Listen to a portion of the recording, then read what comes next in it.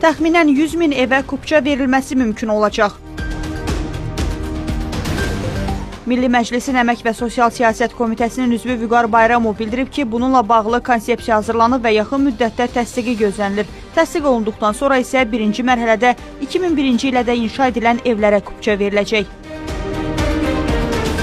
Həmçinin tikinti üçün torpaq sənədi olsa da, kadastr məlumatlarındakı ziddiyyətlərə görə çıxarış ala bilməyən vətəndaşlar üçün problem aradan qaldırılır. Nazirlər Kabineti daşınmaz əmlakın sənədlərinin qeydiyyatı, qəbulu və yoxlanması üzrə prosedurları təsdiq edib. Yeni qərarla bu prosesin sadələşdirilməsi reallaşıb. Müvafiq dövlət qurumu təqdim olunan məlumatların dəqiqləşdirilməsi üçün digər qurumlara, o cümlədən arxiv idarələrinə elektron sorğu göndərəcək.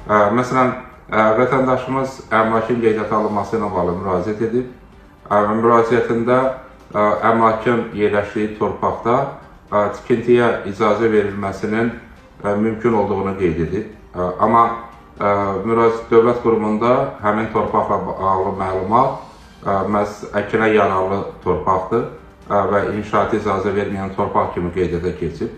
Bu halda həmin qurum arxivə və ya digər müvafiq qurumlara müraciət edir və müraciətin əsasında vətəndaşın müraciəti qeyd etdiyi məqam təsdiqini tapırsa, o halda artıq vətəndaşa əmlakına görə çıxarışın verilməsi reallaşacaq. Belə ki, artıq müddətlə bağlı da qərar qəbul olunub. Qurum prosesi təxminən 2 həftə ərzində yekunlaşdırmalı, nəticəsi barədə vətəndaşa məlumat verməlidir. Nəzərə alsaq ki, əvvəlki hallarda dövlət qurumu vətəndaşın müraciətində olan məlumatla özünün məlumatları uyğun gəlmədikdə təbii ki, qeydiyyata alınmaqdan imtina edirdi. Amma yeni qaydalara əsasən 15 iş gündən çox olmama şərti ilə dövlət qurumu həm məlumatları dəqiqləşdirməlidir və dəqiqləşdirdikdən sonra əgər həmin əmlakın qeydiyyata alınması mümkünsə, həmin əmlakın qeydiyyata alınması ilə bağlı qərar verməlidir.